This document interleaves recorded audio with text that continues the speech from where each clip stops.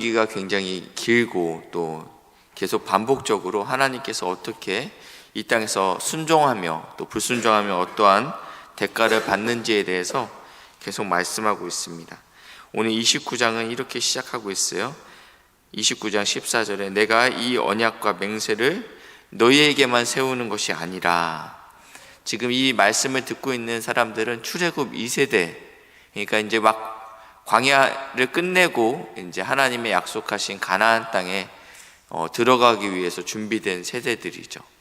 지금 이 율법의 말씀이 그 너희의 선조들, 그리고 이제 지금 너희들뿐만 아니라 15절에는 아직 태어나지 아니한 사람들까지 다 해당되는 말씀이다, 영원한 말씀이다 라고 말씀하고 있습니다. 16절 너희가 애굽 땅에서 살았던 것과 너희가 여러 나라를 통과한 것을 너희가 알며, 이들이 어렸을 때는 애굽 땅에서 있었죠. 10대 때 아니면 아직 태어나지 않았던 사람들도 있었겠지만요.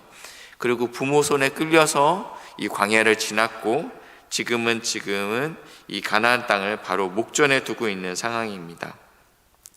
17절 너희가 또 그들 중에 있는 가증한 것과 목석과 은금의 우상을 보았느니라. 지금 이방 땅이 광야에서 어떻게 우상을 섬기고 있는지 보았다. 너희 중에 남자나 여자나 가족이나 지파나 오늘 그 마음이 우리 하나님 여호와를 떠나서 모든 민족에게 신들에 가서 섬길까 염려하여 독초와 쑥의 뿌리가 너희 중에 생겨서, 마음 가운데 쓴뿌리가 생겼다, 독초가 생겼다. 이것이 이제 어떻게 표현되는지 19절에 나와 있습니다. 이 저주의 말을 듣고도, 지금 하나님께서 끊임없이 말씀하잖아요. 불순종하면 어떠한 저주를 너희에게 내리겠다. 애굽에 있는 그 질병들을 너희에게 내리겠다. 그리고 너희가 포로로 잡혀갈 것이다.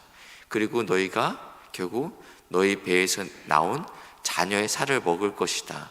우리가 상상할 수 없는 그런 무서운 경고들을 계속적으로 말씀했는데, 그런데 우리 안에 독초와 쓴뿌리가 나면 이러한 저주의 말씀을 듣고 어떻게 반응하냐면 19절에 이 저주의 말을 듣고도 심중에 스스로 복을 빌어 이르기를 내가 내 마음이 완악하여 젖은 것과 마른 것이 멸망할지라도 내게는 평안이 있으리라. 젖은 것과 마른 것이 망할지라도, 어떤 땅은 젖어 있을 수 있고 어떤 땅은 말라 있을 수 있잖아요. 그러니까 모든 땅을 말하고 있는 것입니다. 그러니까 반에서 1등부터 50등 이렇게 얘기하면 1등과 50등만 얘기한 게 아니고 2등, 3등, 4등, 49등, 50등까지 다 이야기하잖아요. 젖은 땅과 마른 땅이라는 것은 젖어 있는 땅도 있고 마른 땅도 있지만 거기에 있는 모든 땅을 이야기합니다. 그러니까 모든 것이 다 망하고 있는데 속으로는 뭐라고 생각하냐면 하나님이 나는 망하지 않게 하실 거야, 이렇게 생각한다라는 거예요. 이게 완악한 마음이라는 거예요. 하나님께서 무섭게 경고하셨어요. 불순종하면 안 된다. 하나님의 말씀을 순종해라. 근데 내가 우상을 숭배하고 있음에도 불구하고 마음 가운데 완악하게 세상이 멸망해 가고 있는 것을 보고 있음에도 나는 망하지 않을 거야, 내게는 평안이 있으리라 할까 함이라. 이게 지금 완악한 마음 속에 쓴뿌리가 있다라는 것입니다. 내 안에 쓴뿌리가 있으면 말씀에 순종하지 아니함에도 불구하고 하나님이 두렵지 않은 거죠. 20절입니다. 여호와는 이러한 자를 사하지 않으실 뿐 아니라 그 후에 여호와의 분노와 질투의 불을 부으시며 이 책에 기록된 모든 저주를 그에게 더하실 것이라. 하나님께서는 분노하시고 또 질투하셔서 지금 오늘 여태까지 우리가 읽었던 이 신명기의 모든 저주를 더하실 것이다. 그러면서 여호와께서 그의 이름을 천하에서 지워버리시되, 하나님께서 이름을 지으신다 라고 무서운 저주의 명령을 말씀하십니다. 여호와께서 곧 이스라엘의 모든 지파 중에서 그를 구별하시고 이 율법책에 기록된 모든 언약의 저주를 그에게 화로 더하시리라. 하나님께서 계속적으로 지금 그 28장의 축복과 저주를 끝냈음에도 불구하고 지금 29장에서도 계속적으로 경고의 메시지를 주고 있습니다.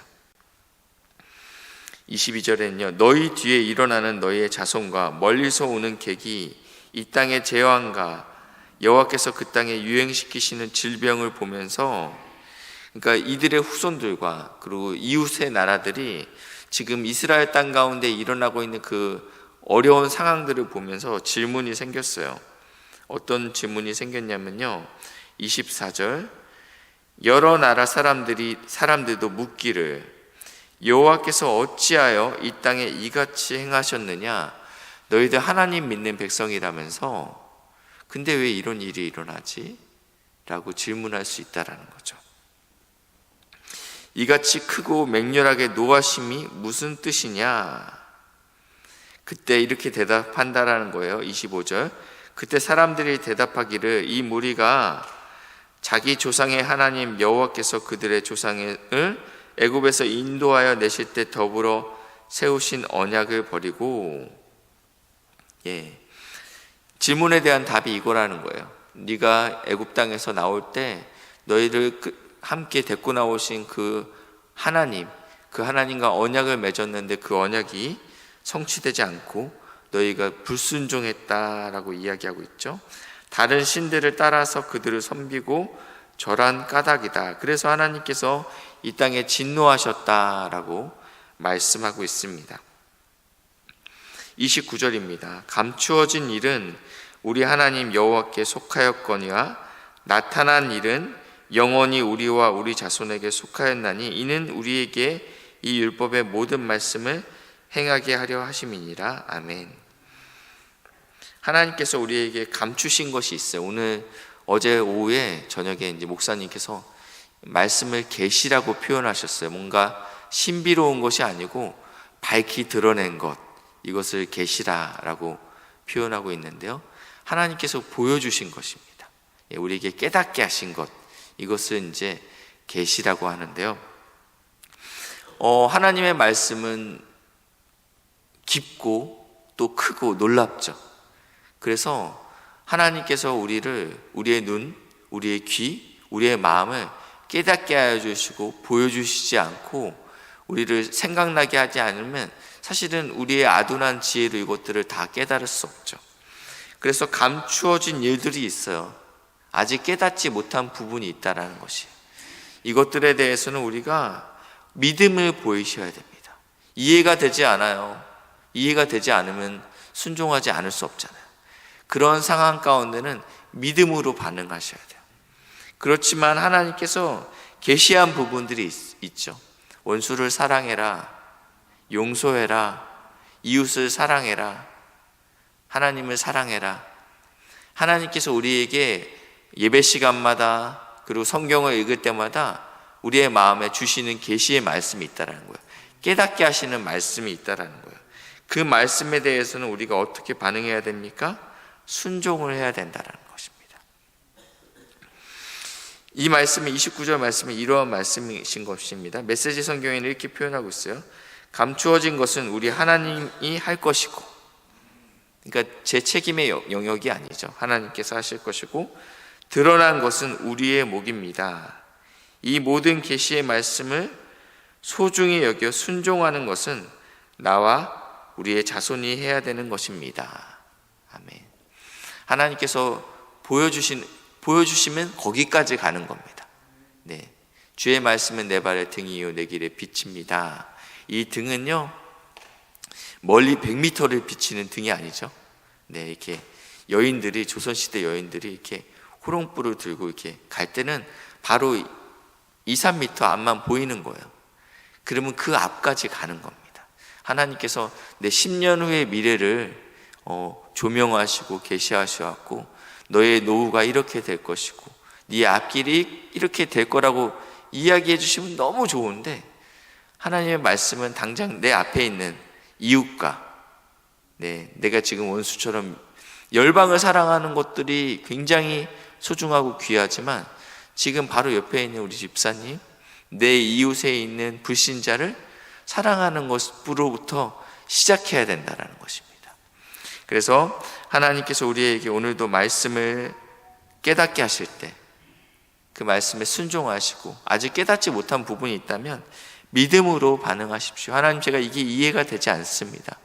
그럼에도 불구하고 하나님이 선하십니다. 하나님, 제가 순종으로 반응할 수 있도록 은혜를 부어 주시옵소서.